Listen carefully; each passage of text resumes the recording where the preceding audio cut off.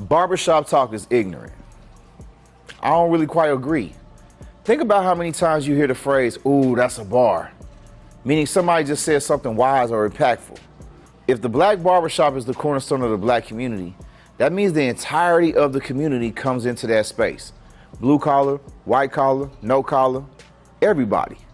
So to think that there's no black intellectualism being discussed in the barbershop kind of means you think black folks in general are just ignorant, which is anti-black, even if you black. But in real life, the connotation of barbershop talk is ignorance. And the only way to combat that is to highlight the black intellectuals in the black barbershop. This is Barbershop Talk.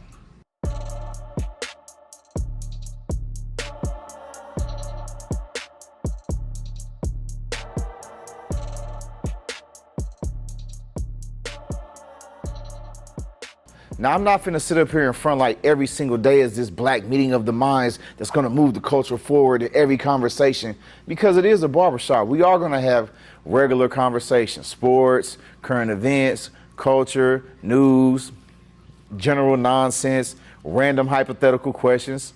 It's the shop.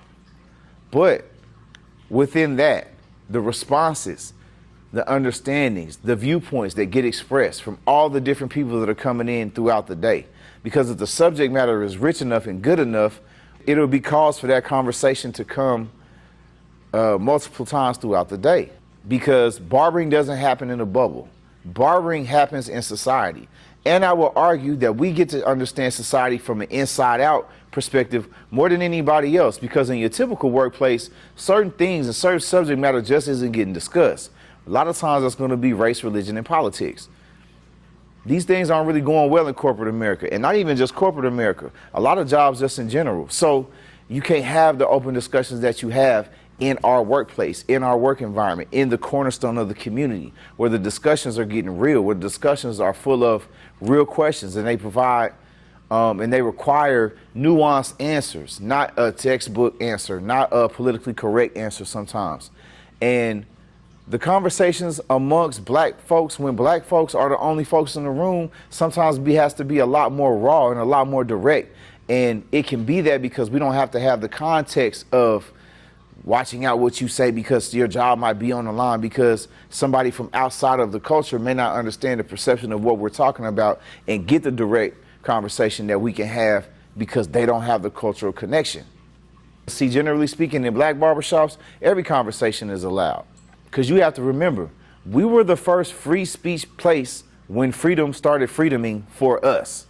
Black barbers were the first entrepreneurs, amongst the first entrepreneurs at the very least, to get out of slavery and have the freedom to start a business and grow their family wealth and all those things right then and there, which means the black barber has been instrumental in the community since day one, since we've been able to freely build our own community, which is why I'm so hard on us as a black barber culture, which is why I speak directly to us about raising our standards and being the standard in culture, because we've been doing this for a whole separate purpose. A whole different drive should be behind us, because there's a whole different actual meaning for us culturally connected to this thing.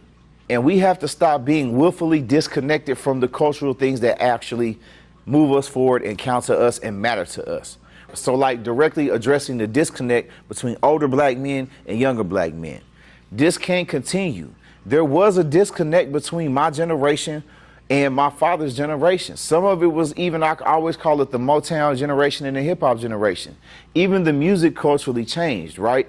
So the sound of hip hop comes along behind the crack epidemic, which is a whole different era that my father grew up in Motown, and the streets was like pimps and whores, and the job market and civil rights, and the whole culture of blackness was even different in the time, right? So I got raised in the 90s. Well, now we're still in the culture of hip hop. My son is 18, listens to hip hop. We have a cultural connection through at least the music, but also the generations are treating fatherhood different. We are more involved. Some of us, my generation is the fatherless generation. Our dads, for the most part, ended up going to prison. A lot of my peers ended up going to prison, having that disconnect with the black family and that whole situation. But now we are more involved than ever, right? So I said that to say we understand how to connect with the younger black men. We can't buy into this narrative that young niggas don't deserve to be into the barber culture because they in it for the money. Why else would somebody pick any career option to get themselves out the hood? For the money. So you're upset because we made this look good enough that it looks like a viable option to get out the ghetto and actually improve your life. And you're upset because there's this onslaught of young guys coming into the craft. Bro, we all understand that this is not going to be easy and that everybody getting involved can't go. And even fewer are going to be actually successful enough to do this thing at a high level. The game will chew that out, right? The game will weed that out. We don't have to go in here and play elitist and play gatekeeper to try to decipher who's going to be worthy and who isn't. That's not our place. That's not what we should be doing. What we should be doing is living up to the moniker monk. I mean, what we should be doing is living up to the moniker Unc, right? Think about what that is. That is a connection to a family. That's community, right? That's somebody looking at you as somebody that they should be able to trust in, to believe in, to feed into, to pour into them. This is a title that should be held with reverence. So we can't approach this in a way that's not going to connect with that person that's willing to call you Unc, because that young person is looking to you for guidance. What kind of guidance are you going to give, right? And on top of that, your uncle is supposed to be cool, man. Your uncle is supposed to be able to teach you the same lessons that your father is teaching you, but y'all have that connection that's cooler than you and your dad. Your dad is probably more like an authoritarian if he's present. Right? If he's not present, then your unc is more like that father figure. But because he's your unc, there's a friendship there. There's a different kinship there that you're able to confide in him. You telling your uncle things that you wouldn't tell. Trust me, I know. I got an 18-year-old son. I got a 35-year-old barber. And my son looks at this young man, looks at Kobe like that's his uncle. And he'll tell Kobe things that he wouldn't tell me. Right? And that's natural. That's how it goes when you have an unc. And so we have to be able to understand our role and take our role seriously. And even to the point of making cultural connections that they may not make, they're not going to make on their own. It could be something as simple as clientele building, right? So I'm going to speak to my age group directly.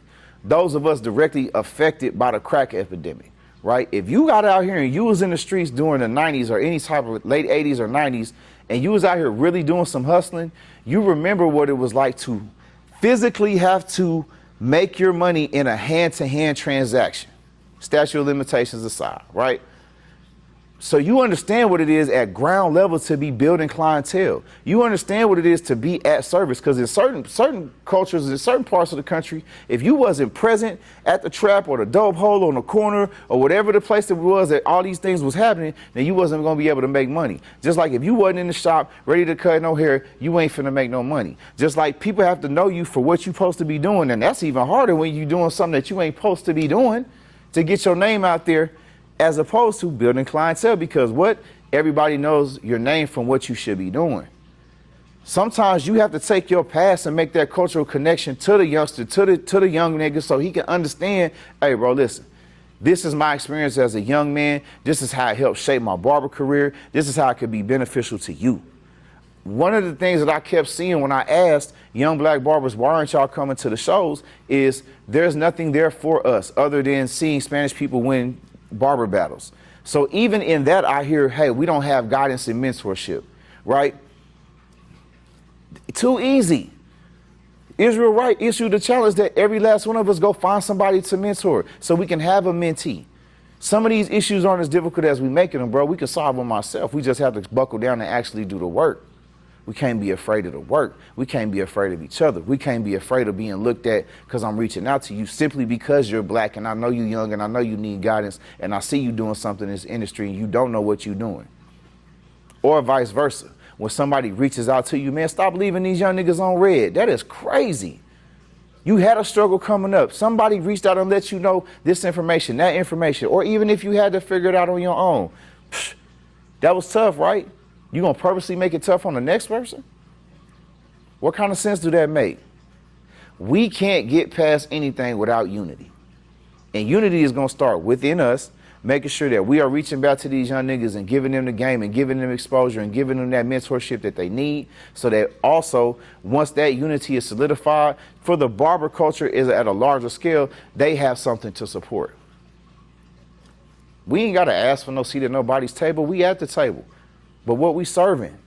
What we got going on? Where is our standard? This is the certain conversations we have to have amongst each other.